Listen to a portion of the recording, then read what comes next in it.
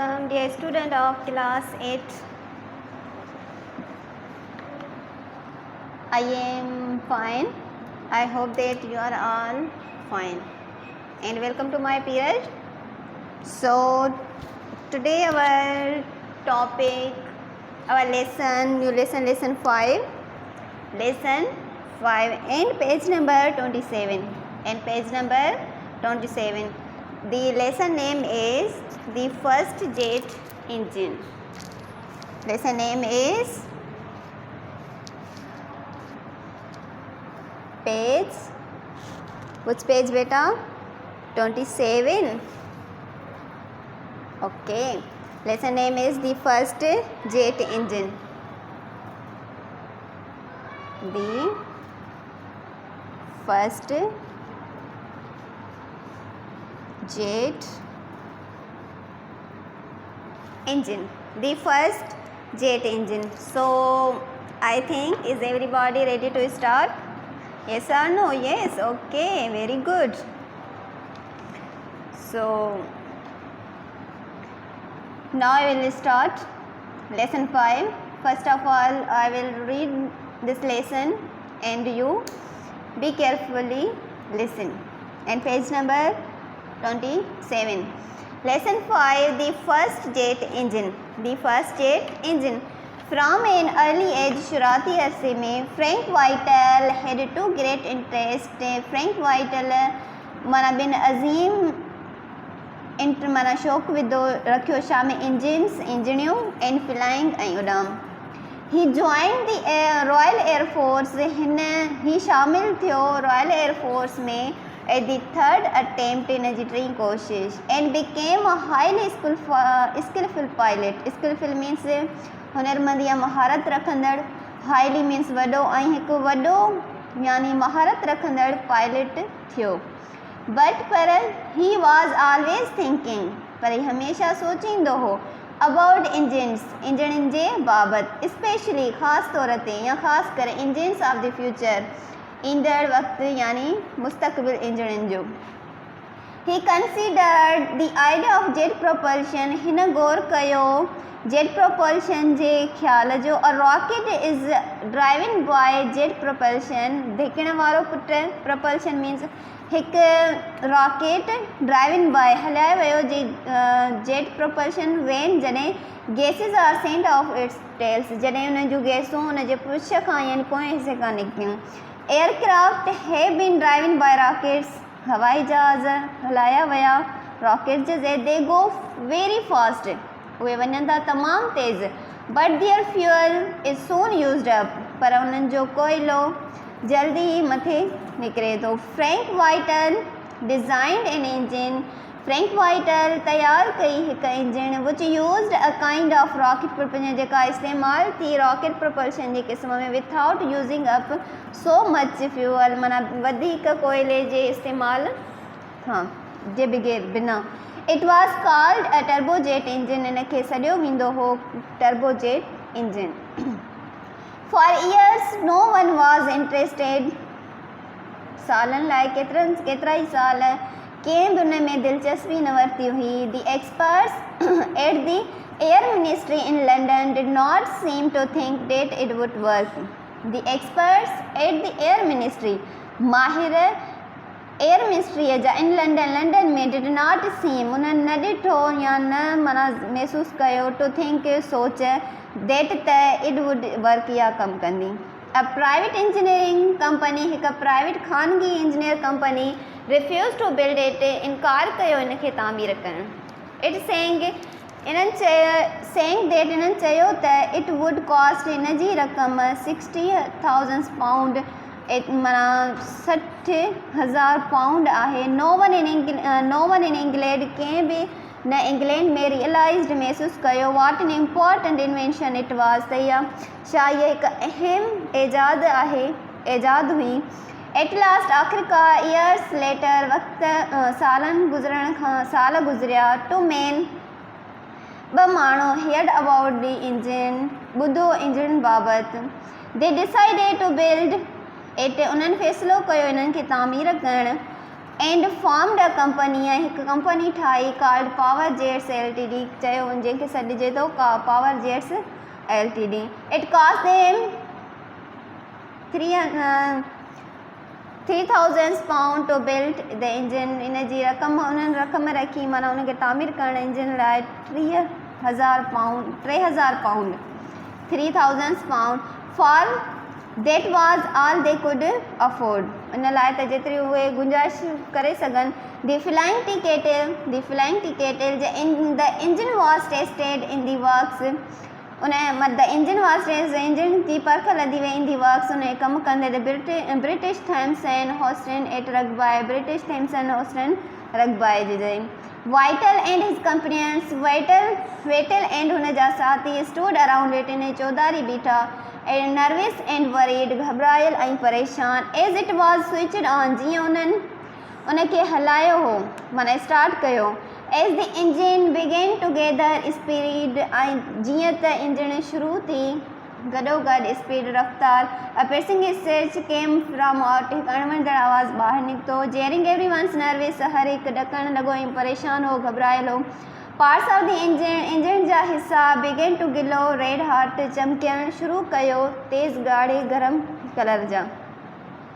It's out of control, इहो माना ज़ाब्ते खां ॿाहिरि हो. मटर्ड one of the watching man, ॾिसंदड़नि मां हिकु माण्हू माना आहिस्ता ॻाल्हायो बुड़बुड़ायो. ही रेसिड फ्रॉम दी, हिननि शर्त लॻाई ड्रोड़ जी वर्कशॉप कारखाने. Followed by several other men, ॿियनि माण्हुनि कुझु ॿियनि माण्हुनि जी पैरवी कंदे. Whittle stayed by the control, वेठो कंट्रोल ज़ाब्ते वारी जाइ ते. He was trying to throttle down, ही कोशिशि करे रहियो बाफ़ खे घटि करणु हेठि कढण. दी इंजन बिफोर, इंजन खां पहिरियों. इट शोक इट सेल्फ पीसिस, ऐं हिननि टुकड़ा पंहिंजो पाण मेड़णु शुरू कया. If the engine broke up, जॾहिं इंजन टुटण वारी हुई. Lumps of metal would be flung around the workshop, माना मेटल धातुअ जा टुकड़ा वर्कशॉप जे चौधारी पाण मतिलबु उछलिया किरिया. लाइक शेल फायर, जीअं गोलाबाज़ी. नो वंस लाइफ, कंहिंजी बि ज़िंदगी वुड बी सेफ, महफ़ूज़ न हुई. बट फॉर्चुनेटली, पर ख़ुशकिस्मतीअ सां the engine slow down, engine Aahista Aahista I. Whittle took out हिज हैंकरचीफ, विटल कढियो पंहिंजो हथ जो रुमाल. एंड मोब्ड हिज पुरो, ऐं पंहिंजी पेशानी साफ़ कयो.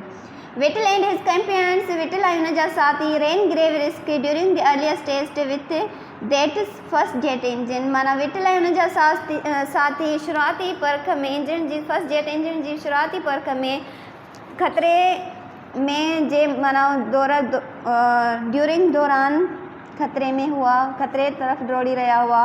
बट एज वेटल इम्प्रूवड, पर वेटल हिन खे बहितर कयो. द डेंजर ग्रू लेस, माना ख़तरो घटिजो वियो घटिबो वियो. एट द सेम टाइम, साॻे वक़्त में. Interest in the new engine, माना दिलचस्पी रखी नई इंजन जे वाधारे लाइ, गिरियूं वधंदड़. नाउ एट लास्ट, आख़िरकार the air ministry showed interest in the engine, air ministry हवाई मिनिस्ट्री वज़ारत माना ॾेखारियो शौक़ु ॾेखारियो, दिलचस्पी ॾेखारी इंजन में. Power Jets were granted a sum of 900 pounds to help them, माना पावर जेट्स माना अता कयो या हक़ ॾिनो सम ऑफ 1900 pounds जो हेल्प ॾेम, उनजी मदद कनि. To carry on with their tests, खणी वञणु उनखे पंहिंजी परख लाइ, उन्हनि जी परख लाइ. This was a small sum of money, इहो तमामु घटि रक़म हुई. But it was all dead, पर इहा समूरनि जी हुई. त गवर्नमेंट फेल्ट, माना गवर्नमेंट महसूसु कयो एबल टू प्रोवाइड, माना उन्हनि खे इहा शइ मुहैया करणु उन वक़्तु क़ाबिल सम्झो. वेटल ॼाणियो that there were still many problems, Whittle ॼाणियो त हिते केतिरा ई अञा ताईं वधीक मसइला आहिनि. टू बी सॉल्वड, इन खे हल करण जा. बिफोर हिज जेट इंजन खां पहिरियां, जेट इंजन खे तयारु करण या साल करण खां पहिरियां केतिरा ई मसइला आहिनि. Could be use in aircraft, जेके इस्तेमालु थी सघंदा हवाई जहाज़ में. He set out to solve them one by one, उन्हनि मां हिक खां पोइ हिक खे हल करणु वेठा. एट दिस टाइम, उन वक़्तु ही वॉज ऑफ इन अ सिक मैन, ही अक्सर करे बीमार थी पियो हो. द स्ट्रेन ऑफ वर्क जो ज़ोर रखंदे. एंड वरी वॉज टेलिंग ऑन हिम, ऐं उदासी माना हुननि खे ॿुधाईंदे. द रॉयल एयरफोर्स हैड गिवन हिम हिननि खे ॾिनी लीव सो मोकल सो तंहिं करे that he could keep working on हिज इन्वेंशन त तंहिं करे ही पंहिंजे कम खे ईजाद वारे कम खे जारी रखे बट दे वांड हिम पर हिन उन्हनि खे आगाह कयो that this leave might be cancelled might be शायदि हीअ मोकल इनखे कैंसिल करे if the work went on too long जेकॾहिं कमु वधीक वधियो विटल वॉज वरीड विटल तमामु घणो ख़ौफ़ज़दा हुयो परेशान हो अबाउट बाबति हाउ लॉन्ग इट इहो केतिरो वॾो न would take him to solve all the problems concerning the engine माना इंजन जे बारे में इंजन सां लाॻापियल केतिरा ई प्रॉब्लम खे सॉल्व करण में केतिरो टाइम लॻंदो he was also worried about power jets ही हमेशह ही पिणु परेशान हुओ पावर जेट इंजन बाबति the company was always short of money company हमेशह इनखे घटि पैसा ॾींदी हुई या घटि पैसा ॾींदी इन 1939 1939 में इट सीम्ड इन ॾिठो as if war was going to break out जेकॾहिं जंग स्टार्ट थिए शुरू थिए the Royal Air Force were short of officers त रॉयल एयरफोर्स वटि ऑफिसरनि जी माना घटिताई थींदी दी वर्क कम he is doing is very important माना करे रहियो या अहम आहे so Henry said sir Henry is so vital तंहिं करे Whittle was allowed to go on working on this engine त माना विटल खे हुकुम इजाज़त ॾिनी वञे इजाज़त आहे त हू पंहिंजे इंजन जे कम खे जारी रखे बट बाय जुलाई 1939 विटल ॼाणियो enough to set about building माना घटि काफ़ी न आहे बिल्डिंग खे ठाहिण जेट इंजन उन लाइ इस्तेमालु थिए थी इन एरोप्लेन हवाई जहाज़ लाइ में the Gloster Aircraft Company were asked built माना पुछियो हो suitable aeroplane asked to built a suitable aeroplane पुछियो हिकु मुनासिब जहाज़ ठाहिण the second world war began on 3 सितंबर 1939 ॿी दुनियाई जंग जेका शुरू थी 3 सितंबर 1939 में Whittle carried on working at Lutterworth माना विटल पंहिंजो कमु जारी रखियो ल्यूटरपोर्ट में नियर कोवेंट्री में इन मेकशिफ्ट वर्कशॉप हिकु मेकशिफ्ट कारखाने में एट द एंड ऑफ 1940 जे आख़िर में 134 में 134 माण्हू वर वर्किंग विथ हिम हिन सां गॾु कमु कयो by this time it was plain that the jet engine was going to be a success by this time उन वक़्तु हिननि जो मनसूबो हो त ही मतिलबु jet engine is going to be कामयाबी तरफ़ वञी रही हुई इन द पास्ट गुज़रियल वक़्त में फ्यू हाई रैंकिंग वॾा माना आला उहिदेदार ऑफिसर इन रॉयल एयरफोर्स में हैड शोन एनी इंट्रेस्ट माना को बि न ॾेखारियो इंट्रेस्ट दिलचस्पी in flight whittle invention now हाणे अ नंबर ऑफ देम उन्हनि मां केतिरा ई विज़िटेड लिटरपोर्ट में माना सैर कयो लिटरपोर्ट जो टू सी ॾिसण लाइ वॉट वॉज गोइंग ऑन उहे छा करे रहिया आहिनि the jet engine was strange to them jet engine उन्हनि खे अजीब लॻी हुई तजुब में उन्हनि खे विधो दे न्यू उन्हनि ॼाण त लिटिल अबाउट इट उन्हनि बाबति घटि ॼाणियो but they wanted to see it पर उन्हनि चाहियो उनखे ॾिसणु इन एक्शन कम में one very high ranking officer हिकु तमामु वॾो आला उहिदेदार ऑफिसर वॉज स्टैंडिंग टू पिणु बीठो नियर टू द इंजन जे वेझो when Whittle switched it on जॾहिं विटल हिनखे हलायो he was almost blown over while his cap ही तक़रीबन हुओ मुरकियल यानी ओवर हिज केप टोपीअ हुनजी टोपीअ सां वाइल विच bore a large amount of gold bread मतिलबु विच बोर मतिलबु हुननि जे तमामु वधीक सोन जे अमाउंट सां हुई वॉज ब्लोन कंसिडर्ड मतिलबु हुननि खे वॾे मुफ़ासिले क़ाबिले गौर कयो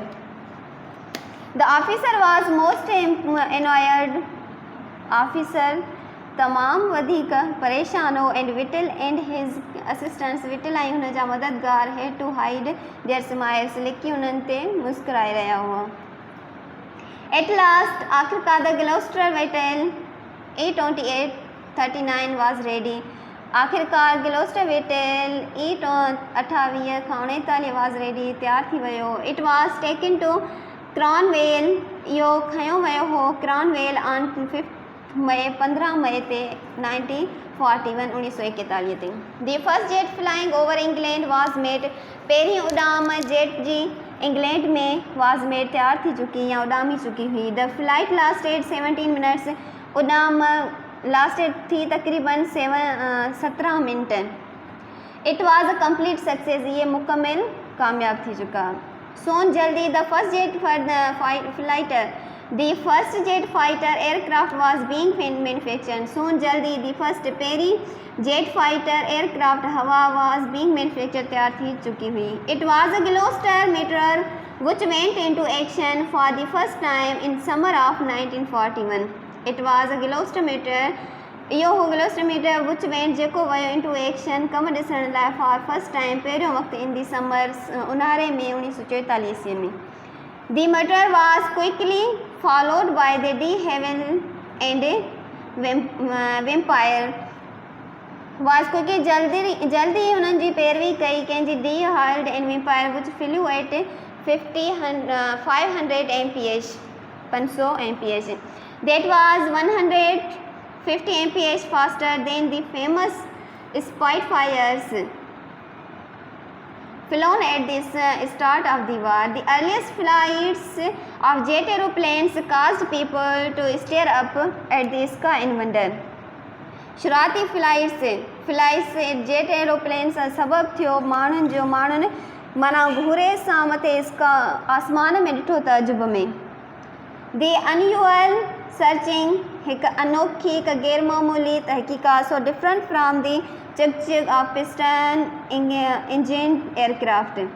तंहिं करे मुख़्तलिफ़ माना रुकिजी वञण वारो आवाज़ आहे पिस्टन खां इंजन एयरक्राफ्ट हवाई जहाज़ में.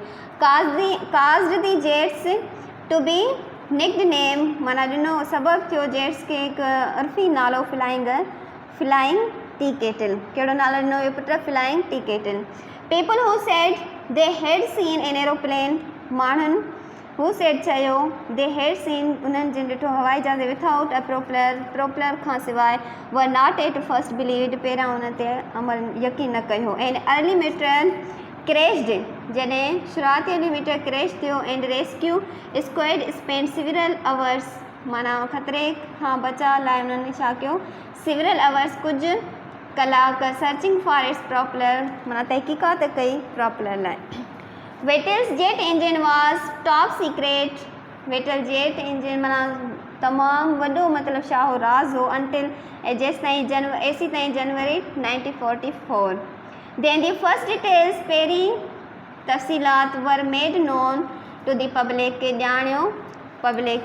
Frank Whittle became famous. Frank Whittle मशहूरु थियो. He had change the history of flying. हिन बतलाई तब्दील कई मतलब तारीख़ फ्लाइंग जी. Since the end of the war जंग जे आख़िर में 1945 1945 the turbo jet and prop jet engines have been built for use in airliners माना दी टर्बो जेट इंजन ऐं प्रोप इंजन्स तैयार थी चुकियूं फॉर माना एयरलाइंस जे इस्तेमाल लाइ लाइक जीअं द ब्रिस्टोल ब्रितानिया जे ब्रिस्टोल बर्तानिया. De Havilland Comet and the Boeing 707. The days of piston